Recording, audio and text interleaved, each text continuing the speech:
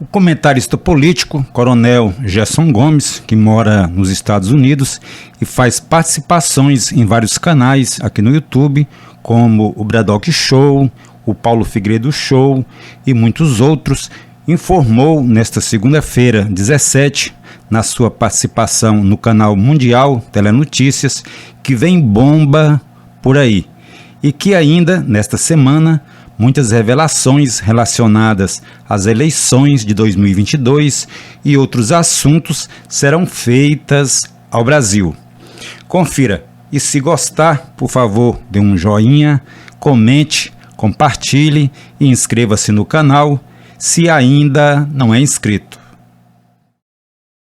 Muito bom estar de volta, Paulo. E temos aí um contexto com uma semana com um monte de anúncios aqui nos Estados Unidos que vão reverberar no Brasil e, como você bem colocou, a nossa, talvez, primeira-ministra, né, porque ela desempenha um papel híbrido como esposa, como primeira-dama, mas que tem um certo protagonismo junto ao Palácio do Planalto. Essa situação em que o Brasil vive hoje, ela tende a se agravar durante a semana. Veja que está previsto amanhã um anúncio do presidente Trump dando nomes de recursos que foram enviados pela USAID no ano passado e nos 2 últimos anos para vários países. Existem interesses que estavam cruzados junto com o governo Biden e grupos poderosos globalistas que manipularam a opinião pública, seja transferindo recursos para agências de notícias, também transferindo recursos para algumas ONGs que, à guisa de defender a liberdade democrática, na verdade, promoviam a censura no tal combate aos discursos de ódio e à desinformação. E nós vimos que tudo isso, Paulo, parece que não foi ainda absorvido de maneira adequada pelo mainstream jornalístico no Brasil. Veja, por exemplo, que muito se falou aqui sobre a presença do Elon Musk como talvez um dos protagonistas dos ministérios do Trump, e muita gente reclamando que ele não foi eleito e, no entanto, ele desempenha um papel preponderante.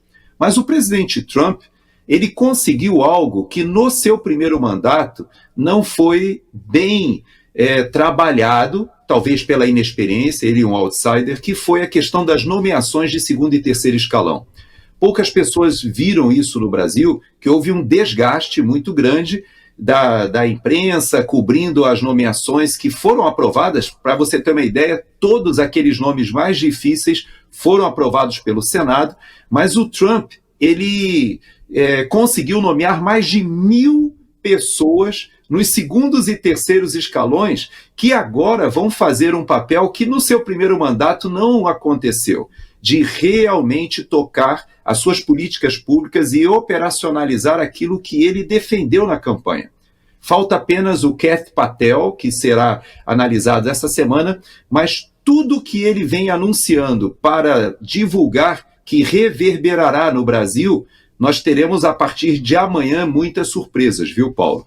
Eu creio, ouvi inclusive, há indícios de que vai reverberar não somente para o ministro Alexandre de Moraes, como muita gente pensa que a cabeça dele seria dada a prêmio para acalmar esse establishment. Quando você fez um comentário ainda agora, dizendo da própria Gleisi Hoffmann, eu fico me perguntando, viu, Paulo? Realmente, né, é um absurdo para a soberania do país o imperialismo yankee estadunidense estar interferindo no Brasil. Pois é, mas foi exatamente isso que aconteceu. E nós veremos as provas essa semana que o imperialismo yankee estadunidense, eu tenho um amigo que escreve artigos e toda vez que ele escreve estadunidense, eu falo para ele, te cuida, porque esse é um jeito da esquerda se referir aos Estados Unidos. Mas o tal do imperialismo yankee estadunidense interferiu, de fato, nas eleições de 2022 no Brasil. E nós vamos ver esta semana, eu quero te dizer que nós teremos o caminho que o dinheiro que percorreu do pagador de impostos, que subsidiou o TSE, ou inclusive as eleições de 2022, a condução, a censura, e tudo isso terá reverberação esta semana. Agora, você me fez uma provocação em relação a essas posturas da Janja, do próprio presidente Lula, que se colocou ostensivamente contra o presidente Trump. Eu quero te dizer que não é uma questão pessoal, é uma questão de valores, de princípios. Veja que o vice-presidente foi à Europa, o J.D. Vance, e defendeu justamente a liberdade de expressão e ameaçou os parceiros europeus dizendo: vocês estavam indo numa rota de controle da opinião pública, a partir do momento em que as redes sociais elas furaram aquele bloqueio que o mainstream jornalístico tinha do controle da opinião pública pelos principais meios de comunicação, eles reagiram. E esses grupos reagiram como? Tentando regular as redes sociais. Então, isso que o Brasil viveu como uma espécie de laboratório estava, de certa maneira, respaldado por muitos líderes europeus. E eu posso te dizer, Paulo, hoje é uma questão de princípio para o governo dos Estados Unidos.